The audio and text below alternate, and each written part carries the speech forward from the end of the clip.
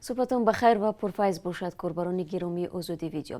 امیدواریم در هر کجا که هستید خوب و سلامتید و البته همراه با رادیو آزادی که پیوسته تلاش میکند شما را در جریان خبرهای تازه بگذارد. امروز 9 ایون و ساعت به وقت پراگ 7 است و من شهلا گلخوجه در چند دقیقه دیگر برای شما تازه های تاجیکستان و جهان را میگویم. مفتشان داستانی کلی تاجیکستان نسبت به 6 ساکن نویه خراسان که در اعتراض روز 17 می اشتراک کرده بودند پرونده جنایی باز کردند. 10 نفر از 2 دهه نویه خراسان که بر اثر آمدن سیل خانه و در و زمینای خود را از دست دادند روز 17 می به نشان اعتراض روی باختر دوشنبه را بستند. یک منبع رادیو آزادی در حکومت ولایت ختلان به رادیو گفت که 4 نفر در بازداشت قرار داشته 2 تن دیگر با شرط بیرون نشدن از نوحیه در آزادی می باشند. و گفته منبع آنها به دعوت ساکنان به اعتراض عمومی و ویران کردن ترتیبات جمعیتی ایبدار می شوند. پرونده را مفتشان پروکراتور گنرالی تفتیش دارند. اینها بیشتر جوانانی بودند که در همان روز اعتراض اشتراک کرده مردم را گفتند که راه به دوشنبه را بندید، گفت او. در داستانی نویه خراسان به رادیو آزادی بازداشت جوانان را تصدیق و رد نکردند ولی گفتند که تفتیش پرونده در صلاحیت آنها نیست. رحمت الله سفرزاده رئیس نویه خراسان نیز گفت که از بازداشت ساکنان نوحیه آگاه است ولی تفتیش حادثه بر دوش مقامات ضد دخل می باشد و او جزئیات را نمیداند. در حالی که مقامات تفتیشاتی و مسئولان محلی حاضر نشدند شخصیت افراد بازداشت شده را آشکار کنند، اما منبع های رادیو آزادی از آنها محمد کریم حسنов، محمد رجب خولов و برادران حسین و کرامت الله حسینов نام بردند. با گفته این منبع آنها ساکنان دهه نعمت الله اسدالله می باشند. 14 و 15 می در نتیجه آمدن سیل در نویه خراسان 2 نفر به هلاکت رسیده منزل چندی از ساکنان ضرر دید. مقامات اداره حالتهای فوق‌العاده در نویه خراسان میگویند حدود 10 خانه پوره ویران شده است ولی ساکنان میگویند خسارات رسیده از این زیاد می باشد. با گفته ساکنان در 2 جماعت زیاده از 50 چوروای مردم نیز شده همزمان چند ماشین زیر خاک مانده است. وزارت تندرستی تاجیکستان اعلام کرد که در یک شبانه روز گذشته 80 مورد ثابت شده بیماری کووید 19 را ثبت کرده است و تعداد عمومی بیماران در عموم به 4609 نفر رسیده است. در بیانیه وزارت تندرستی از روز 8 ایون آمده است که در مجموع 1176 نفر زیر نظارت طبیبان قرار دارند و تعداد فوت دیدگان 48 نفر می باشد. از زمان اعلان صورت بیماری در روز 30 اپریل با گفته مقامات 2763 یا 60% بیماران شفا یافتند. متخصصان و تعداد زیادی از مردم به درستی امور رسمی شبهه دارند و میگویند ممکن است شماره گرفتاران و تلفات از بیماری در تاجیکستان زیاد باشد. بر اساس فهرست غیر رسمی در اینترنت شماره جانباختگان از کرونا ویروس و التیاب شوش بیش از 400 نفر را تشکیل میدهد. این فهرست رو بر اساس خبر رسانه ها، شبکه‌های اجتماعی و اطلاع نزدیکان فوتیدگان تهیه میکنند. در سراسر جهان تعداد بیماران کووید 19 از 7 میلیون نفر بیشتر شده است و شماره فوتیدگان از 402,000 نفر گذشت. آمار مذکور درباره بیماری را دانشگاه جان هاپکینز در آمریکا جمع می‌آورد. در همین حال بانک جهانی میگوید که عالم در روبروی بحران اقتصادی قرار دارد که مثلش دیدن نشده است. به قول بانک این بحران میتواند میلیون ها نفر را به کمبغلی مواجه کند. در گزارش بانک جهانی که دیروز نشر گشت به رشد اقتصادی سراسری بخشیده شده است گفته می شود سال روان میزان اقتصادی جهانی بیش از 5% کاهش می‌یابد. یعنی تقریبا تمام کشورهای رو به ترقی با کاهش تولید ناخالص ملی مواجهه می‌کردند. شماره مردمی که خرج روزمرهشان از $1.90 کمتر است از 70 میلیون کنونی تا 100 میلیون افزایش می‌یابد. کارشناسان بانک جهانی هشدار می‌دهند که اگر عالم با موج دوم سیرت کرونا ویروس مواجه شود پیامد این بحران از آن هم بدتر خواهد بود. بنا به گزارش خبرگزاری دولتی خاور روز 7 ایون در ولایت مختار کوهستانی بدخشان 19 مورد سیرایت کرونا ویروسی نو را ثبت کردند که به گفته خبرگزاری در مقایسه به هفته‌های گذشته بسیار کم است. خبرگزاری روز 8 ایون نوشت که در این باره هنگام جلسه استودی ولایتی اوید به پیشگیری از گسترش کووید 19 با حضور رئیس ولایت مختار کوهستانی بدخشان یادگار فایزов خبر دادند.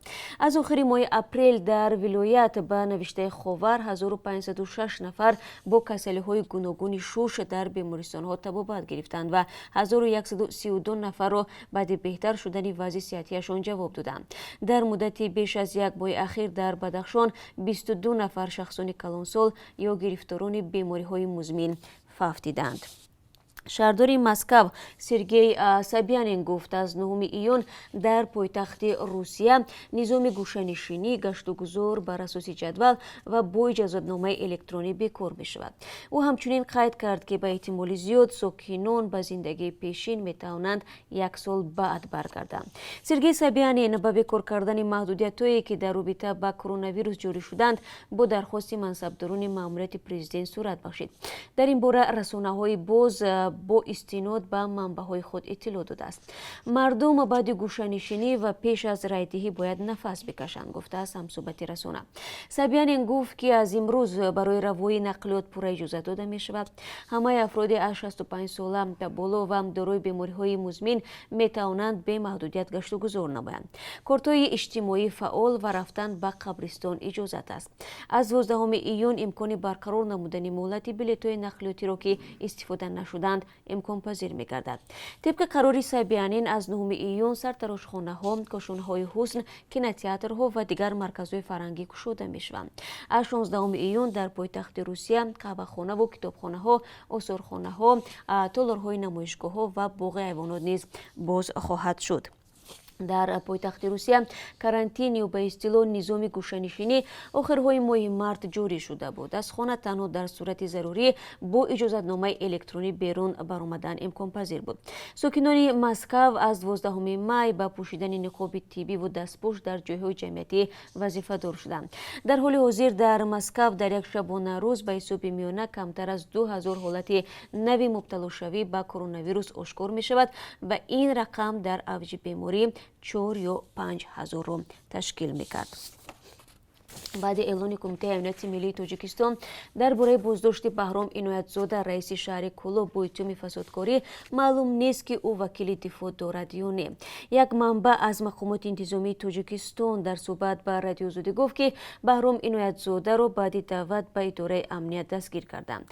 لحظه بعد از نشر خبر امامعلی رحمان رئیس جمهوری تاجیکستان با صدور یک فرمان عبدالقادر ولیزاده را رئیس موقت شهر کلوب تعیین کرد. دفتر مطبوعات رئیس جمهوری چندی بدتر درباره برکناری عنایت‌زاده بهرام خبر داد ولی سبب فرمان رئیس جمهور را نگفت. در بیانیه رسمی که در وبسایت رئیس جمهوری تاجیکستان نشر شد آمده است که سردار دولت از کمبودی و قانون شکنی در فعالیت کاری بعضی رهبران شهر و نویه‌ها مثال‌های مشخص آورد و از آنهایی که به مقام‌های دیگر تعیین شدند خواست در چارچوب قانون عمل کنند. بهرام عنایت‌زاده در گذشته رئیس شهر استرافشان و وکیل مجلس ملی بود و ماه می سال گذشته رئیس شهر کلوب تعیین گردید. نام او در ماه فوریه سال روان زمان پرسر و صدا شد که مالکان شرکت کامل 2010 منصوب به پسر بیگ صبور رئیس خدمات علاقه و قضای پرزیدنت تاجیکستان را تنقید کرد. و آن وقت گفت این شرکت که در شهر کلوب بنا استقامتی می سازد که از اداره اندوه شهر بیش از 4 میلیون سومانی قرضدار می باشد. آن وقت عنایت‌زاده افزود به اداره اندوه دستور داده است بیناهای متعلق به پسر بیگ صبور را بندند و انتقال برق و آب را به این بیناها قطع کرده به اصلاح خودش راه نفس کشیش را محکم کنند. نمایندگان شرکت بیناکاری کامل 2010 این ادعای عنایت‌زاده را رد نکردند و گفتند قرضشان را خواهند سپرد. در تاجیکستان رئیس شهر و نویه‌ها را پرزیدنت تعیین می‌کند و بازداشت این منصبداران بسیار کم دیده شده است. همچنین روز گذشته امام علی رحمان پرزیدنت تاجیکستان با یک فرمان خود سودیه دادگاه شهر حصار را از وظیفه برکنار کرد. در فرمان آمده است که صابرزاده زیدالله فوزیل بنابر صادر نمودن کرداری که شأن و اعتبار سودیه را پس میزند از وظیفه سودیه سود شهر حصار آزاد کرده شود. این در حالی است که صابرزاده همگی 4 ماه پیش به این وظیفه تعیین گردیده بود. تا آن وقت او در مقام سودیه سود ولایت مختار کوهستان بدخشان فعالیت داشت. امروز در شهر هیوستن ایالت تگزاس ایالات متحده آمریکا مراسم دفن جورج فلوید آمریکایی آفریقایی تبار دایر می شود. او 25 می هنگام بازداشت پلیس به هلاکت رسید. افسر پلیس زانویش را در گردن این مرد 46 ساله گذاشته بود و او نفسگیر شد. پیش بینی می شود که امروز با طلب اصلاحات پلیس راهپیمایی‌های اعتراضی در آمریکا دایر می گردند. دیروز یک عده وکیلان مردمی در کنگره آمریکا اصلاحات پلیس را پیشنهاد کردند. بر پایه این اصلاحات حمایه قانونی پلیس کاهش یافته، یک بایگانی مخصوص سوء استفاده از نیرو پیشنهاد شده، گذاشتن زانو در روی بازداشت شده منع خواهد شد. قصر سفید لایحه اصلاحات پلیس را بررسی دارد. جوانان تاجیک داوطلب از ولایت سرخ ازبکستان امکان پیدا کردند که در دانشگاه‌های این کشور با زبان مادری خود یعنی تاجیکی امتحان داخل شوی سپارند.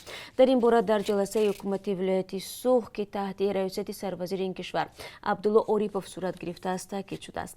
طور دفتر مطبوعات حکومتی نویای سرخ در سامانه‌اش ذکر کرده است. عبدالله عاریپوف در این جلسه گفته است که بنابر نارسایی کادرهای دارای معلومات عالی پرزیدنت این کشور برای جوانان سرخ 500 کواتا جدا خواهد کرد که آنها میتوانند در دانشگاه‌های دلخواه خود تحصیل کنند. این منبع میگوید عبدالله عاریپوف سروزیر ازبکستان در حضور نمایندگان نویه گفته است که اکنون جوانان سرخی میتوانند در دانشگاه‌ها با زبان مادری خود امتحان داخل شوی را بسپارند. تا کنون در ازبکستان در 4 فاکولته زبان و ادبیات در سمرقند، بخارا، ترمیز و فرغانه به زبان تاجیکی امتحان سپرده میشد. و فدراسیون فوتبال تاجیکستان خبر میدهد که بازی‌های چمپیونات فوتبال کشور از 16 ایون از سر گرفته می شود، ولی به دلیل احتیاط بازی‌ها بدون حضور تماشابینان برگزار می‌گردند. همین طور فدراسیون قرار کرده است که چمپیونات امسال به جای 3 دوره فقط 2 دوره برپا کرده شود. به این دلیل دسته‌ها امسال در لیگ عالی فقط 18 بازی دایر خواهند کرد. چمپیونات فوتبال تاجیکستان در پایان ماه اپریل به خاطر پیشگیری از پنجشنبه کرونا ویروس متوقف شده بود. و بینندگان عزیز، حالا از قرب اسعار خارجی برای شما معلومات میدیم که از طرف بانک ملی چنین تعیین شده است: $1 10 سومانی و 28 درم است، 1 یورو 11 سومانی و 63 درم ارزش دارد و امروز قرب 1000 روبل روسیه 149 سومانی و 70 درم تعیین گردید است که نسبت دیروز 20 درم بیشتر میباشد. این چند خبر تازه بود که در صبح بر وقت خواستم برای شما بگم. خبرهای نو نیز دارم بینندگان عزیز که بعد از 3 ساعت دیگر یعنی ساعت 10 با وقت پراگ پیشنهاد شما خواهم کرد و انتظارم که شما چون همیشه در آن پخش مستقیم نیز ما را همراه خواهید بود. تا آن زمان خود را احتیاط کنید و سپاس که با ما هستید.